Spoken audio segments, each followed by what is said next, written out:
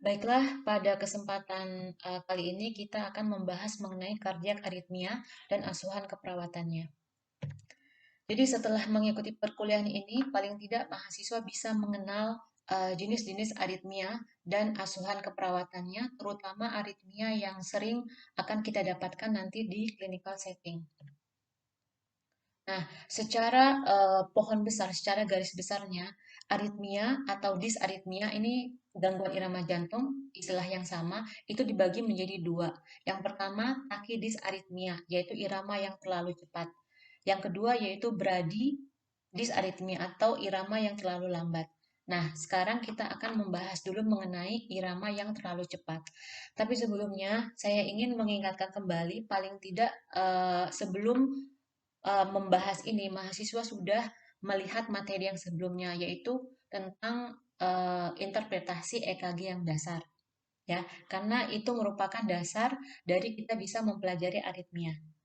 Coba karakteristik EKG yang normal itu ada berapa? Yang pertama iramanya reguler, ya. Jadi kita lihat dari R ke R, melihat reguler itu kita bisa lihat dari ini contoh saja. Jadi dari R ke R ke R itu selalu sama jaraknya. Jarak kotaknya itu selalu sama, maka itu dinamakan reguler. Terus rate atau frekuensinya normalnya 60 sampai 100 kali per menit. Terus gelombang P yang ini gelombang P, normalnya itu adalah sempit, dia tidak lebih dari tiga kotak, maaf, tidak lebih dari dua kotak kecil dan selalu diikuti oleh QRS kompleks. Ini QRS kompleks ya, selalu diikuti oleh P. P menunjukkan depolarisasi atrium yang selalu diikuti oleh QRS kompleks yang menunjukkan depolarisasi ventricle. Apalagi yang merupakan karakteristik EKG normal selanjutnya yaitu PR interval. Jadi PR interval itu diukur dari sini, dari awal gelombang P sampai akhir gelombang Q di sini, ya. Normalnya itu tidak lebih, normalnya itu antara 0,12 detik sampai 0,2 detik atau 3 sampai 5 kotak kecil. Kalau misalnya dia memanjang, itu terjadi pada pasien dengan AV block. Yang normal selanjutnya yaitu KRS kompleks. Kita harus lihat KRS kompleks. Ini adalah KRS kompleks. Jadi normalnya itu KRS kompleks itu sempit, ya. Kita lihat ini sempit ya. Ini Q, ini R, ini S sempit. Ini normalnya tidak boleh lebih dari tiga kotak kecil. Kalau lebar itu kita harus hati-hati. Nanti kita bahas bagaimana KRS yang lebar itu. Yang selanjutnya yang merupakan karakteristik EKG normal adalah ST segmen. Jadi kemarin kita sudah bahas bahwa ST segmen ini ini harus isoelektrik. Kalau ada ST elevasi itu menunjukkan adanya infak miokard, sementara kalau ST depresi menunjukkan infak, maaf, menunjukkan iskemik miokard. Nanti ingat lagi perbedaan infak dan iskemik itu apa. Yang selanjutnya yang kita lihat yaitu gelombang T. Ini gelombang T, yang ini. Nah, ini gelombang T, ini menunjukkan repolarisasi ventrikel. Normalnya ini tidak tinggi. Jadi kalau gelombang T kita lihat tinggi rendahnya. Kalau tinggi melebihi 5 kotak kecil, kita harus periksa kadar kalium darah. Karena gelombang T yang tinggi ini bisa jadi menunjukkan hiperkalemi. Seperti itu ya. Itu karakteristik EKG yang normal. Sekarang kita masuk ke disaritmia, yaitu irama yang terlalu cepat. Ketika kita mempunyai pasien dengan takikardia, yaitu irama jantung lebih dari 100 kali per menit, maka yang harus kita kaji pertama kali adalah apakah pasien stabil atau tidak. Karena stabil atau tidaknya pasien nanti akan menentukan tindakan apa yang harus segera kita lakukan.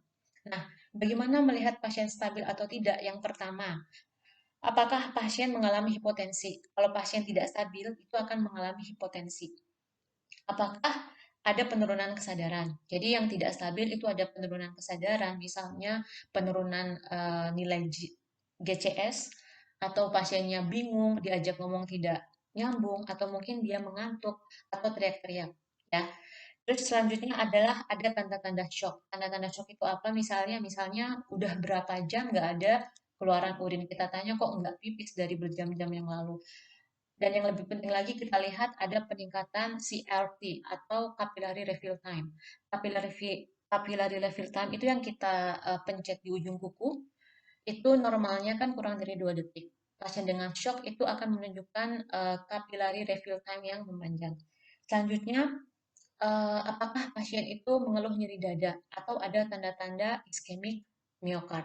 Nah, setelah kita tentukan pasien ini stabil atau tidak, kita lihat QRS-nya, apakah sempit atau lebar. Nah, eh, tadi QRS kompleks yang normal itu adalah sempit, tidak lebih dari 3 kotak kecil. Nah, ketika kita mempunyai pasien dengan QRS kompleks yang lebar, apakah kita harus lihat apakah QRS-nya itu sama terus bentuknya. Kalau bentuknya sama terus dinamakan monomorfik. Kalau QRS-nya lebar dan bentuknya berubah-berubah itu merupakan suatu emergency, ya, itu dinamakan polymorphic. Terus yang selanjutnya kita lihat apakah irama ventrikelnya reguler atau tidak reguler. Jadi nanti kita lihat reguler atau tidak reguler itu kita lihat dari gelombang R ke R ke R-nya, jarak dari R1 ke R2 ke R selanjutnya itu kalau reguler itu akan selalu sama jaraknya.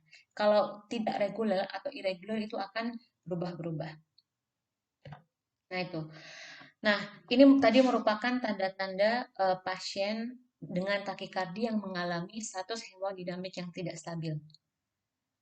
Perubahan tingkat kesadaran, nyeri dada, akral dingin, tekanan darah rendah, dan juga bisa mengeluh sesak dan nafas pendek. Apabila pasien takikardia ini sering sekali nanti pasien datang dengan takikardi, mengeluhnya sakit kepala dan berdebar-debar, maka keluhan sakit kepala dan berdebar-debar, tapi kita cek vital sign semuanya normal, tekanan darah normal, misalnya tidak hipotensi, maka kita bilang ini adalah pasien takikardi dengan stabil. Oke, nanti kenapa Bu kita harus lihat pasien ini stabil atau tidak? Nanti itu ada algoritmnya, akan kita bahas setelah ini. Nah, yang pertama, takidis-aritmia itu kita bedakan dari QRS kompleksnya. Kan tadi ya, yang ini. Yang pertama kan kita bedakan stabil atau tidak stabil. Tanda-tanda tidak stabil itu tadi yang penurunan kesadaran, nyeri dada, tanda-tanda shock. Yang kedua, kita lihat QRS kompleksnya. QRS kompleksnya itu bisa lebar, bisa narrow. Narrow itu sempit, berarti QRS kompleksnya normal, sempit. Nah, takidis-aritmia yang QRS kompleksnya sempit itu ada beberapa macam. Yang pertama, sinus takikardi. Ini gampang sekali, sinus takikardi. Tadi saya lupa mengingatkan bahwa irama jantung yang normal atau EKG yang normal itu dinamakan sinus rhythm atau irama sinus. Ini kita bahas tentang sinus takikardi. Sinus takikardi itu semuanya normal kecuali rate-nya. Rate-nya atau frekuensinya lebih dari 100 kali per menit. Tapi biasanya, ini memang saya tulis sampai 180 kali per menit, tapi biasanya tidak lebih dari 150 kali per menit. Dinamakan sinus takikardi. Jadi pada sinus takikardi kita lihat apa namanya iramanya. Iramanya itu dari R ke R ke R selalu sama ya, ini kotaknya ada 2 kotak besar lebih. Jadi iramanya reguler. Ini lihat karakteristik sinus takikardi iramanya reguler. Uh, impuls dari SA node meningkat, artinya frekuensi atau rate-nya itu meningkat. Normalnya kan 60 sampai 100, tapi ini lebih dari 100. Cara menghitungnya coba dilihat lagi di cara membaca EKG. Kalau nggak salah saya tulis di situ cara menghitung rate. Secara singkatnya begini, ada beberapa cara menghitung frekuensi nadi lewat EKG. Yang pertama yaitu 300 dibagi kotak besar di antara R1 dan R2. Contohnya gini, ini kan R1, ini R2. Ini ada berapa kotak besar? Yaitu ada 2 kotak besar, berarti 300 dibagi 2. Berarti ini pasien frekuensi nadinya 150. Ya. Tapi ini tidak terlalu tepat. Ada yang lebih tepat lagi, yaitu 1500 dibagi jumlah kotak kecil di antara R dan R. Lihat, ini kan kotak kecil itu satu, 2, 3, 4, 5. Ini lihat pointer saya. Jadi kan satu kotak besar, ini kotak besar, terdiri dari 5 kotak kecil. Ada satu, 2, 3, 4, 5. Ini satu. Berarti ini ada sekitar 11 ya. Jadi 1.500 dibagi 11. Itu adalah frekuensi nadi pasien ini. Karakteristik sinus takikardi yang selanjutnya yaitu gelombang P normal. Ini pasien gelombang P-nya normal ya. Ini P lihat selalu diikuti QRS. P diikuti QRS, jadi normal, dan gelombang P-nya sempit. PR intervalnya normal, yaitu ini dari awal gelombang P sampai akhir gelombang T. Ya, kita hitung 1, 2, 3, 4. Ada 4 kotak kecil, jadi PR intervalnya tidak memanjang, dan QRS kompleksnya normal. Ini QRS kompleks, saya ulangi. Ya, jadi ada 3 kotak kecil. Jadi karakteristik sinus takikardi itu adalah semuanya normal, karakteristik EKG-nya kecuali rate atau frekuensinya yang meningkat. Nah, terus penyebabnya. Jadi ini pada pasien dengan sinus takikardi biasanya itu kita tidak menangani sinus takikardinya, tapi kita menangani penyebabnya apa. Penyebab paling sering pasien dengan sinus takikardi itu adalah demam. Jadi ketika nanti punya pasien suhunya 38 derajat misalnya, itu tidak mungkin denyut nadinya itu cuma 80 atau 100, pasti di atas 120. Nyeri. Terus juga apalagi yang paling sering hipovolemia. Pasien dengan dehidrasi itu akan meningkatkan eh, nadinya. Nah, untuk pasien dengan sinus takikardi, saya ulangi lagi, maka yang ditangani itu adalah penyebabnya. Jadi, kalau penyebabnya sudah ditangani, biasanya iramanya akan kembali normal. Jadi, pasien dengan nyeri misalnya, kan cepat nadinya. Kita kasih anti nyeri atau analgetik atau tindakan non-farmakologi, nanti nadinya turun. Ya, jadi pada pasien sinus takikardi, nggak usah bingung memikirkan apa yang harus dilakukan untuk menurunkan nadinya, tapi berikan penanganan terhadap penyebabnya. Nah, ini PAC, ini juga prematur atrial contraction, ini dilewat saja karena ini lumayan jarang dan juga tidak menimbulkan manifestasi klinis yang signifikan. Ya, ini nanti dilewat, tapi kalau mau dibaca nggak apa-apa. Yang ini yang penting yaitu prematur ventricular contraction. Coba lihat di sini semua. Jadi ini adalah gelombang ini ya QRS yang normal ya. Ini QRS normal, ini ada gelombang P. Prematur ventricular kontraksi, artinya terjadi kontraksi ventrikel yang prematur. Ciri-cirinya ini loh. Ini adalah PVC nih. Ini PVC ya. Ini PVC. Ini adalah PVC.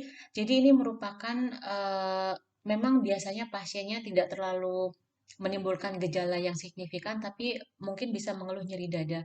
Cuman hati-hati karena pasien seperti ini, pasien dengan PVC itu gampang sekali nanti atau dapat mengalami gangguan irama yang lebih serius, misalnya ventricle tachycardia atau ventricle fibrilasi yang sudah kita bahas di cardiac arrest itu, ya.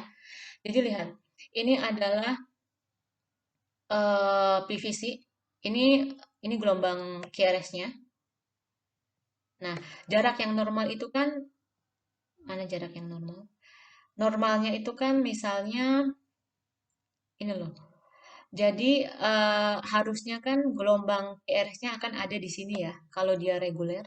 Nah, tapi karena ini prematur, dia lebih cepat dan lebar. Lihat ini QRS-nya sangat lebar, ini Q, ini R. Dan ini S, jadi sangat lebar. Normalnya itu dia sempit seperti ini, cuma 3 kotak kecil, ini jadi berapa? Jadi berkotak-kotak. Jadi ini merupakan PVC. Nah, kalau kita punya pasien dengan EKG yang ada PVC-nya, tapi cuma sesekali, sesekali aja ada PVC-nya itu dinamakan okasional PVC. Okasional itu sesekali. Tapi kalau misalnya seperti ini, jadi setiap QRS normal ada PVC. Ini QRS normal, ini PVC. Itu dinamakan ventricular bigemini, PVC bigemini, yaitu ada PVC setiap kali QRS kompleks. Jadi QRS kompleks, PVC, QRS kompleks, PVC itu namanya ventricular bigemini. Mungkin ini waktu praktek di IGD apa semester kemarin pernah melihat pasien ini ya. Nah, kalau misalnya ini ventricular trigemini itu, jadi PVC-nya muncul setiap beat ketiga. Jadi ini QRS1, QRS2, PVC. Ini satu ya, ini dua, PVC. Satu, dua, PVC ya. Berarti ini PVC trigemini aja. Nah, itu tadi PVC biasanya memang tidak menimbulkan gejala yang manifestasi klinis yang serius, tapi pasiennya beresiko untuk mengalami ventricle tachycardia, maka kita harus berhati-hati. Nah, ini yang paling sering yaitu fibrilasi atrium. Fibrilasi atrium ini merupakan karakteristik atau irama EKG yang harus mahasiswa paling tidak kenali karena satu, dia beresiko untuk mengalami stroke. Jadi pasien dengan fibrasi atrium biasanya diberikan antikoagulan untuk mencegah stroke dan juga bisa mengalami hipotensi atau bahkan shock karena penurunan cardiac output. Jadi pada fibrilasi atrium, atriumnya itu bergetar. Normalnya kan atrium itu bergetar, maksud saya atrium itu berkontraksi sama dengan ventricle, ya. Jadi kontraksi atrium sama dengan diikuti kontraksi ventricle selama 60 sampai 100 kali per menit. Tapi pada fibrilasi atrium ada gangguan impuls yang muter-muter dari S anode harusnya kan ke avenot melalui dinding atrium ini dia muter-muter-muter di situ, jadi sehingga atriumnya bergetar. Nah, karena atriumnya bergetar, itu akan terjadi penurunan stroke volume. Jadi gini, ingat-ingat lagi, kan darah di ventricle, ventricle kan fungsinya memompa darah ke seluruh tubuh. Itu nanti setiap kali pompa dinamakan stroke volume. Sementara cardiac output itu adalah jumlah darah yang dipompa oleh ventricle dalam setiap menit, ya. Jadi nanti cardiac output adalah stroke volume dikalikan frekuensi nadi. Nah, darah yang ada di ventricle itu kan datangnya dari atrium, dari atas. Ya. Nah, 30% dari darah yang masuk ke ventricle itu karena peran kontraksi atrium. Jadi begitu atrium berkontraksi, akan mengosongkan darah di atrium masuk ke ventricle. 70%-nya karena gravitasi, artinya kan karena atrium di atas ventricle, maka dia akan turun walaupun tidak ada kontraksi. Nah, kalau 30%-nya ini terus-menerus dan tidak ditangani, itu maka akan mengurangi stroke volume. Stroke volume yang turun akan menurunkan cardiac output. Pasien juga bisa mengalami hipotensi dan shock kalau tidak ditangani dengan cepat. Lihat karakteristik atrial fibrilasi. Jadi kita lihat atrial fibrilasi iramanya tidak reguler. Lihat, iramanya tidak reguler. Lihat ini adalah gelombang R ke R ke R.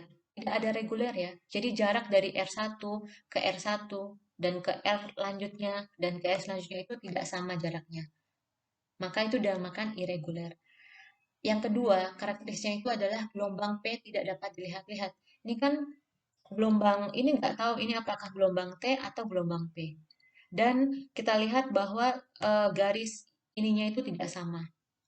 Itu karakteristik dari atrial fibrilasi. Yang selanjutnya QRS kompleksnya sempit. Jadi walaupun tidak iramanya tidak teratur, gelombang P-nya kita tidak tahu yang mana, tidak bisa diidentifikasi kan mana gelombang P, mana gelombang T, tapi QRS-nya sempit. Ini dia QRS-nya sempit ya. Ini QRS-nya sempit. Yang selanjutnya adalah nanti rate-nya antara 110 sampai 160 kali per menit. Dan PR intervalnya tidak bisa diukur. Maka ini dinamakan karakteristik fibrilasi atrium. Jadi ingat-ingat aja pada fibrilasi atrium, kita lihat iramanya irregular, QRS kompleksnya sempit, kecuali ada BBB, nanti apa itu BBB, nanti aja. Yang penting ini aja dulu. Dan yang selanjutnya, eh, kita tidak bisa membedakan mana gelombang P, mana gelombang T. Dan PR intervalnya, karena tidak ada gelombang P, maka tidak bisa diukur. Maka ini karakteristik dari fibrilasi atrium. Oke, ini penyebabnya nanti bisa dibaca lagi. Yang paling penting yang harus diketahui adalah komplikasi dari atrial fibrilasi ini adalah stroke.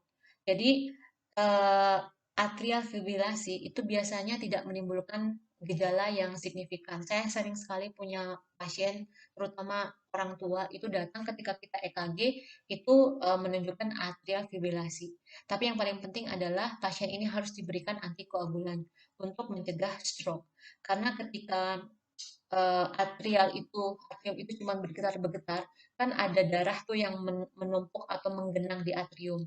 Nah, kita tahu bahwa setiap darah yang tidak lancar itu bisa menimbulkan gumpalan. Nanti gumpalan itu yang akan beresiko menyebabkan stroke. Nanti apa namanya di rumah sakit mungkin pernah dengar AF tipe lambat.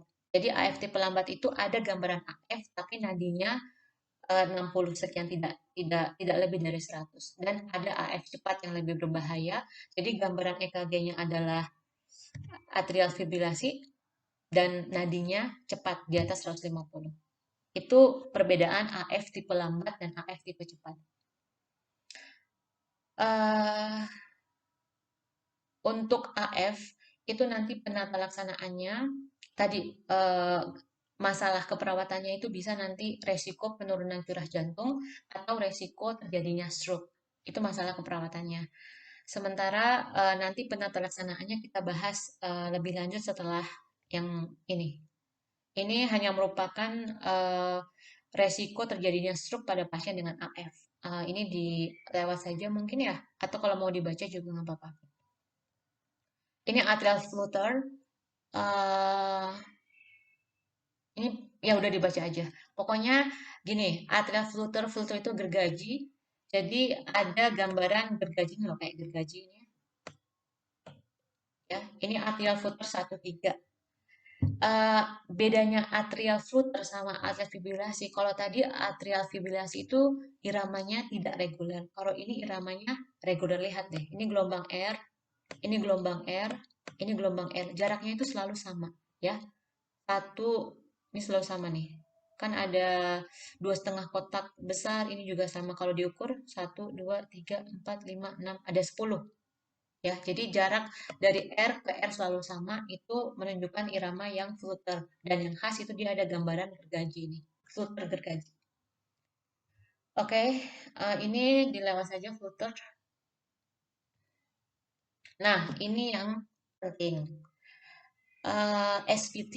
SVT ini merupakan salah satu nanti jenis takikardi dengan QRS kompleks yang sempit yang sering sekali nanti waktu saya kerja di rumah sakit sering sekali saya dapatkan dan kalau tidak dan memerlukan tindakan yang cepat, tindakan yang tepat dan cepat.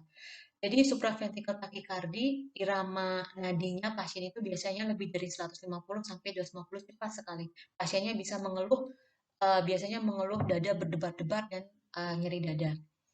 Nah, em, kita bedakan. Ini suka suka kalau masih apa namanya masih belum terbiasa supraventricular tachycardia dengan sinus tachycardia. Ya. Jadi pada supraventricular tachycardia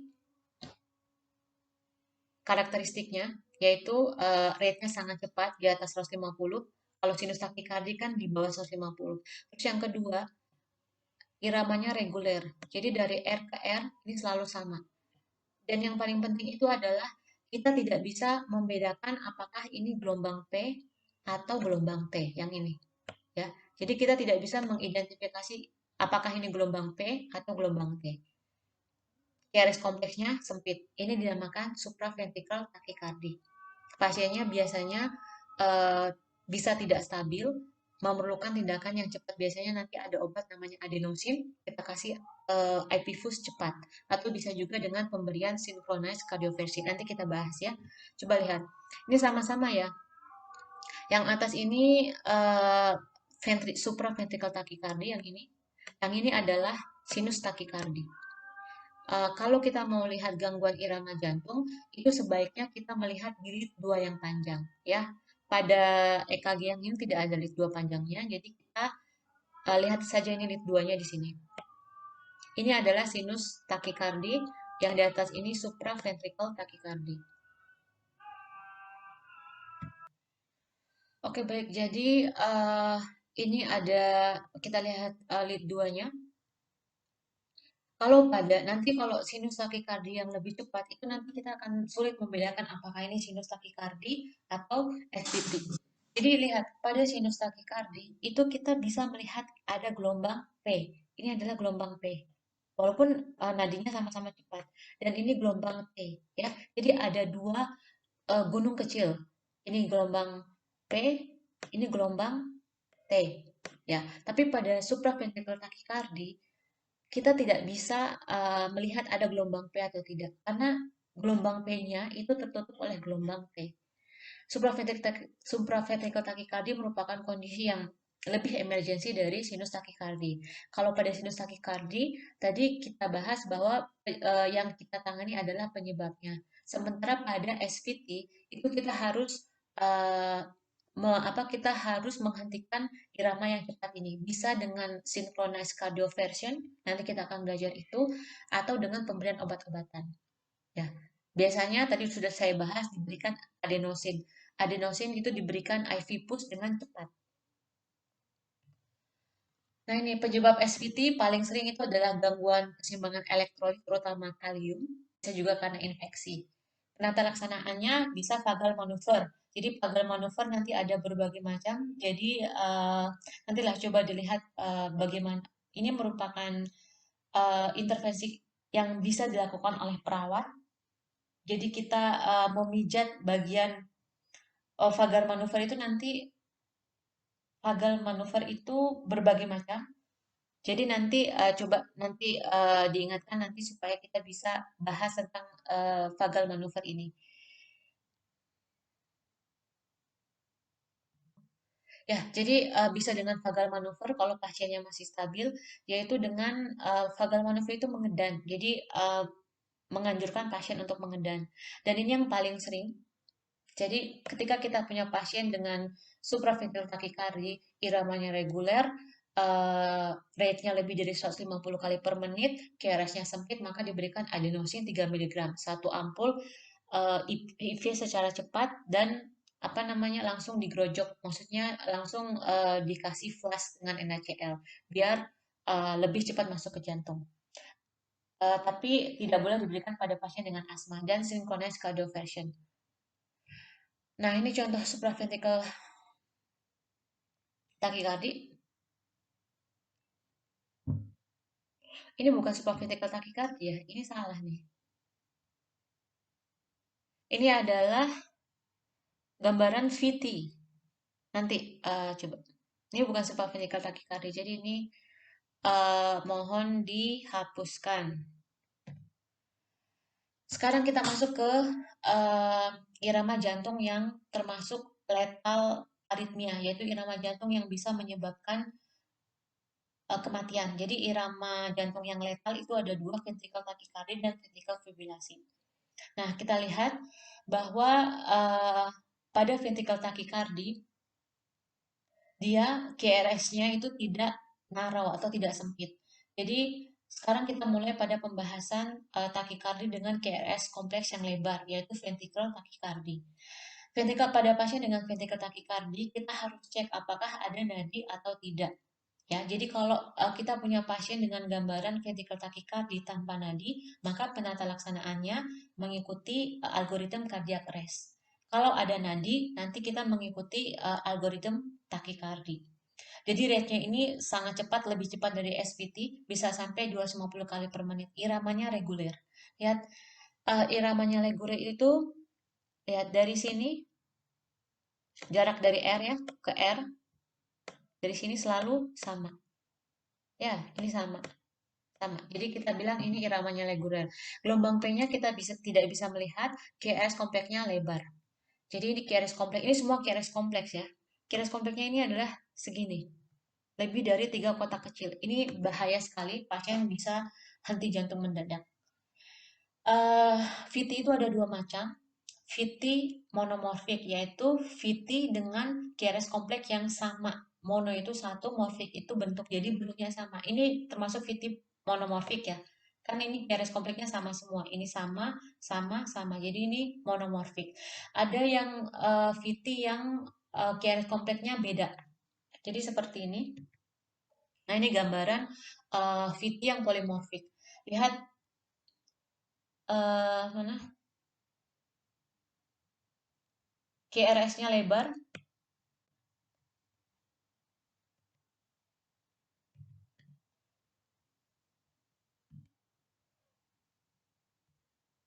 KRS-nya lebar, ini KRS-nya lebar, dan bentuknya berubah-berubah. Ada yang seperti gunung ke bawah, ada yang seperti eh, gunung lancip. Ya, jadi VT, gambaran VT dengan bentuk yang berbeda-beda ini dinamakan polymorphic VT atau persado di point. Ya, ini tentu saja lebih berbahaya daripada VT yang monomorfik. Oke, itu. Jadi ketika kita mempunyai pasien dengan takikardi, QRS kompleksnya lebar, itu kita harus selalu memikirkan bahwa pasien ini mengalami ventricle takikardi. Dan kita harus memastikan kalau pasien tidak sadar, memastikan nadinya ada atau tidak. Penata laksanaannya, ventricle takikardi, tadi kita cek nadi dulu. Kalau misalnya tidak ada nadi kan berarti masuk ke algoritma cardiac arrest. Jadi harus diberikan defibrillator atau defibrilasi atau pemberian shock jantung dengan energi 200 Joule. Setelah itu pemberian amiodaron. Nah, kalau VT dengan nadi tapi pasiennya tidak stabil, maka dilakukan kardioversi. Apa itu kardioversi? Jadi defibrilasi dan kardioversi itu hampir, bukan hampir, apa ya, merupakan tindakan pemberian kejut listrik sama, alatnya nggak beda, satu itu mesinnya, mesin defibrillator. Langkah-langkahnya sama, mementingkan keamanan, cuman ada yang berbeda, yaitu satu dari energinya. Nanti kita belajar setelah ini berapa energi yang diberikan pada kardioversi dan juga ada mode atau ada tombol yang harus ditekan di mesin defibrillator. Jadi kita di mesin defibrillator itu nanti ada tombol tulisannya SYN, itu kita harus pencet. Jadi namanya synchronized cardioversion. Eh, jadi nanti energi itu akan disinkronize, akan diberikan ketika gelombang R muncul.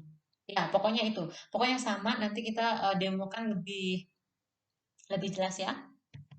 Nah, ini yang tadi saya bahas. Jadi, ketika kita mempunyai pasien dengan takikardi, yang pertama kita lihat nadinya berapa. Biasanya yang kalau misalnya berbahaya itu di atas 150. Biasanya kalau di bawah 150 itu masuk sinus takikardi. Tapi kita harus lihat juga gambarannya. Jadi yang pertama kita pastikan berapa ventricular rate-nya atau berapa nadinya. Yang kedua, yang ini kita lihat apakah eh, ada penyebabnya. Misalnya, pasien takikardi ternyata demam atau dehidrasi atau hipoksemia dan hipoksemi. Maaf, hipoksemia atau hipoksia. Kalau hipoksia kita bisa lihat dari SpO2, saturasi oksigennya, dari mesin yang ada di cardiac monitor, atau portable portable pulse oximetry. Kalau misalnya hipoksemia, artinya penurunan kadar oksigen di dalam darah. Nanti kita lihatnya dari pemeriksaan AGD. Selanjutnya, yang paling penting ketika kita punya pasien dengan takikardi, yang harus kita lihat apakah pasien itu mengalami gangguan hemodinamik yang tidak stabil. Ya, jadi ketika pasien itu takikardi tidak berkurang dengan pemberian oksigen, terus dia tidak berkurang dengan apa namanya istirahat, persisten takikardi, kita lihat apakah pasiennya stabil atau tidak. Apakah pasien mengalami hipotensi? Berarti kan tidak stabil. Perubahan status kesadaran, GTS yang menurun, pasien tidak bisa bingung diajak komunikasi atau tidur terus seperti itu. Ada tanda-tanda shock. Tadi sudah dibahas tanda-tanda shock itu misalnya hipotensi, peningkatan capillary refill time, terus juga pucat, kulit dingin, dan tidak ada urin. Selanjutnya, apakah ada ischemic chest discomfort? Apakah ada nyeri dada? Nah, apabila pasien dengan takikardi menunjukkan tanda yang ini, salah satu tanda yang ini, maka itu dinamakan pasien takikardi tidak stabil. maka yang harus dilakukan adalah ini, pemberian synchronized cardioversi. Jadi pemberian kejutan listrik. Nah, perbedaannya itu pasien ini kan sadar, ya, tidak sadar. Jadi kita harus berikan sedasi karena yang namanya dikasih kejut listrik itu kan pasti sakit ya. Nggak usah terlalu bingung, nanti sedasinya itu adalah dokter yang akan meresepkan apakah diberi midazolam atau apa ya. Selanjutnya, apabila tadi takikardi pasiennya tidak stabil dan kita lihat QRS-nya sempit. Kalau QRS sempit, apa bisa diberikan adenosin, obat yang diberikan secara IV. Tadi apa? Kalau pasiennya iramanya reguler, KRS kompleksnya sempit, itu kemungkinan adalah SVT. Iramanya di atas 150 ya. Ini kita sudah kasih apa namanya? Sudah akses dari awal 150 ke atas. Ya.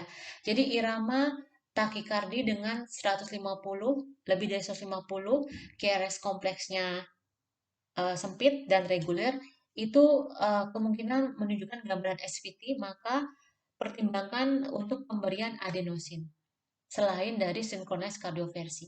Nah, oke. Tadi kita punya pasien takikardi dengan tidak stabil, maka kita akan memberikan synchronized cardioversi. Tadi saya sudah jelaskan, synchronized cardioversi itu tahap-tahapannya sama dengan defibrilasi, cuman ada yang berbeda yaitu energinya dan energi yang akan diberikan, dan juga ada apa namanya, tombol yang harus diklik. Nah, iramanya bagaimana, apa namanya, energinya bagaimana nih? Kalau narrow reguler, artinya QRS kompleksnya itu sempit dan reguler, maka irama yang harus maka energi yang harus diberikan adalah 50 sampai 100 joule.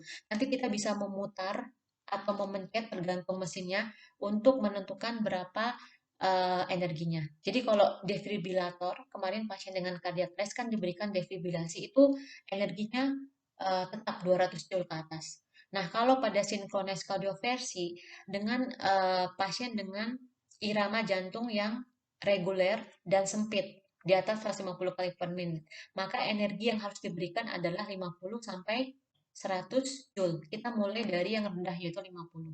Ya, ini contoh narrow reguler itu adalah atau reguler dengan QRS yang sempit itu adalah supraventricular tachycardia.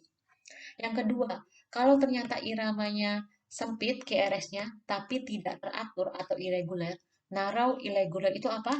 Ya betul, atrial fibrilasi. Nah, pasien dengan atrial fibrilasi iramanya mengalami gangguan hemodinamik, maka pemberian energinya itu adalah 120 sampai 200 joule. Kita mulai dari 120. Oke, kalau iramanya reguler tapi QRS kompleksnya lebar. Ingat apa? Yang QRS kompleksnya lebar atau wide dan iramanya reguler adalah VT, ya. Pada VT dengan nadi kita berikan energinya 100 joule, ya. Kalau misalnya iramanya apa namanya? Torsado di point yang ini, QRS kompleksnya lebar tapi tidak teratur atau irregular, maka yang diberikan adalah dosis defibrilasi. Jadi tidak disinkronis. Jadi 200 joule dengan mesin yang bifasik dan tombol yang sinkronis di mesin itu jangan ditekan. Seperti itu ya. Oke. Uh, Adenosin ini apa namanya? Untuk SVT. Jadi untuk yang irama yang dengan KRS kompleks yang sempit dan reguler kita berikan adenosin. Adenosin diberikan sangat cepat, IV push langsung di fast sama NaCl. Terus sampai di sini tadi ya, apakah pasien takikardi dengan hemodinamik yang tidak stabil? Maka yes, ini ke sini. Kalau misalnya tidak, kalau maksudnya kalau pasiennya stabil, pasien takikardi, tapi tidak ada gejala-gejala hipotensi, penurunan kesadaran, jadi cuma tadi sakit kepala dan berdebar-debar, tapi tanda-tanda kita normal, maka masuk ke sini. Tidak ya, no. Jadi apakah setelah pasien kita tahu stabil, kita lihat apakah GRS-nya lebar atau sempit. Kalau misalnya dia lebar, maka arahnya ke sini. Jadi pasang IV akses, terus pasang infus, EKG 12 lead diulang, terus bisa diberikan adenosin kalau KRS-nya itu reguler dan monomorfik. Jadi maksudnya VT monomorfik, tapi biasanya jarang karena eh, pengalaman saya waktu di rumah sakit itu kita memberikan adenosin hanya pada pasien dengan SVT atau dengan KRS kompleks yang sempit dan irama yang reguler. Terus pemberian anti aritmia infusion ini bisa yang paling first line drugnya atau pilihan pertama yang paling nanti sering kalian dapatkan itu adalah pemberian amiodaron dan tentu saja dikonsulkan ke spesialis jantung. Ya. Nah, kalau misalnya KRS kompleksnya white KRS kompleks, jawabannya tidak, artinya KRS kompleksnya sempit atau narrow, maka tindakannya ke bawah sini. Sama pasang infus, semua pasien yang gawat pasti kita harus pasang infus dan kasih oksigen. Vagal manuver,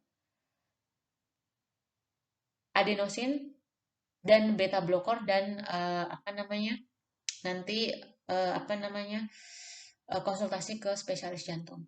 Nanti asuhan keperawatannya akan tergantung dari tanda dan gejala yang kita dapatkan pada pasien. Oke, yang tadi itu menurut American Heart Association ini juga sama. Ini menurut guidelines dari UK. Sebenarnya ini 2010 ya. Kalau ada yang lebih baru itu lebih bagus. Oke, itu sampai di situ tentang tachydysarrhythmia. Sekarang kita bahas sedikit saja, nanti selanjutnya bisa dibaca tentang bradydysarrhythmia, yaitu irama yang terlalu lambat, yang kurang dari 60 kali per menit, atau kalau dia atlet bisa kurang dari 50 kali per menit. Nah, ini kita harus ingat lagi bahwa cardiac output itu kan dipengaruhi oleh stroke volume. Stroke volume itu jumlah darah yang dipompa oleh ventricle dalam setiap kali berkontraksi itu berapa? Itu stroke volume dikali heart rate. Maka dari sini kita bisa lihat bahwa heart rate yang kurang, kurang dari normal itu bisa menyebabkan penurunan cardiac output. Jadi ketika kita punya pasien dengan nadi cuma 30, 40, maka masalah keperawatan yang utama itu adalah penurunan cardiac output, ya. Nah, penurunan cardiac output dikarenakan eh, gangguan atau kurang frekuensi nadi. Nanti ini diingat-ingat lagi kalau misalnya nanti ada yang butuh materi tentang faktor yang mempengaruhi stroke volume itu kan ada tiga, preload, afterload, dan kontraktivitas otot jantung. Itu apa sih maksudnya Bu? Lupa. Nah, nanti bisa ditanyakan. Nah, ini sama tadi. Jadi pasien dengan bradikardi, irama yang kurang dari 60 kali per menit atau 50 kali per menit kalau dia atlet. Maksud saya gini, ada yang mengatakan bahwa bradikardi itu kurang dari 60, tapi juga ada yang mengatakan kurang dari 50. Jadi dua-duanya benar, nanti kita lihat saja apa yang dipakai di rumah sakit tersebut atau mana yang kita gunakan sebagai referensi. Itu nggak apa-apa. Nah, tapi yang paling penting, pasien dengan bradikardi itu harus kita cek apakah hemodinamiknya tidak stabil atau stabil. Jadi sama kayak tadi, ada penurunan tingkat kesadaran, penurunan tekanan darah atau hipotensi, ada tanda-tanda shock, fatigue atau lemah, dan ada nyeri dada. Nah, ini apa namanya? Ini lebih simpel mungkin ya. Jadi sama ketika kita punya pasien dengan nadi yang terlalu lambat atau kurang dari 50, maka kita harus identifikasi apakah penyebabnya, misal hipoksia atau ada sumbatan jalan nafas misalnya. Jadi kita harus pastikan jalan nafasnya paten. Kalau misal tidak paten, intervensi dulu untuk membuka jalan nafas. Kita kasih oksigen, pasang cardiac monitor, pasang infus, dan lakukan EKG 12 lead. Nah, apabila apabila bradikardi itu menyebabkan gangguan hemodinamik, yaitu hipotensi, penurunan kesadaran, tanda-tanda shock, maka diberikan atropin, ya, diberikan atropin. Jadi tapi tidak apa namanya, atropin itu diberikannya, ini ada dosisnya di sini. Saya juga dulu pernah memberikan atropin untuk pasien dengan bradikardia? Atropin diberikan pada pasien bradikardi dengan tanda-tanda ini. Jadi ada tanda-tanda gangguan hemodinamik, ya. Jadi pasien bradikardi dengan gangguan hemodinamik, nah seperti ini, maka diberikan atropin. Atropin dosisnya 0,5 mg bolus setiap 3 sampai 5 menit, tapi tidak boleh lebih dari 3 mg. Jadi atropin itu satu ampulnya itu kalau nggak salah berapa ya? Satu ampulnya itu 0,25 mg ya, kalau nggak salah. Jadi tidak boleh lebih dari 6 ampul. Coba nanti dilihat lagi satu ampul atropin berapa? Berapa? Jadi nanti dilihat lagi, saya lupa. Jadi satu ampul atropin itu berapa isinya kalau nggak salah 0,2 miligram. Jadi nanti kita berikan setiap kali itu 2 ampul atau pokoknya 0,5 miligram atropin bolus. Kita ulang setiap 3 sampai 5 menit, tapi tidak boleh lebih dari 3 miligram. Ketika kita sudah memberikan dosis maksimal dan pasiennya tetap bradikardia, maka diganti dengan pemberian obat yang lain, misalnya dopamin atau epinefrin. Ya, saya harap mahasiswa tingkat 4 ini sudah tahu cara apa mempersiapkan dopamin untuk infusan itu kan pakai siring pump itu bagaimana, perhitungannya bagaimana, terus cara mempersiapkannya bagaimana, terus nanti yang dipencet itu berapa. Saya harap sudah tahu. Kalau misalnya masih bingung, Bu, saya pernah memberikan tapi saya tidak diajarin cara ngitungnya. Nanti kita ingatkan saja saya nanti ketika praktikum kita bahas sedikit tentang perhitungan dopamin dan pemberian dopamin lewat shielding pump. Ya, oke. Jadi ini ketika atropinnya tidak apa namanya tidak efektif, maka dilakukan transcutaneous pacing. Jadi pacing itu apa ya? Pacing itu eh, intinya nantilah saya tunjukkan ya. Sepertinya kita punya apa kita tidak punya ya. Jadi dikasih semacam pad nanti di dadanya dan nanti diberikan apa namanya istilahnya pacu jantung transcutaneous eh, melalui kulit.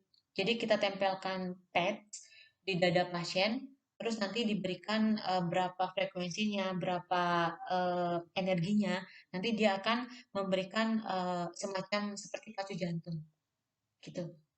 Ya, kalau pacemaker yang ditanam di jantung mungkin sudah pernah lihat ya waktu praktek.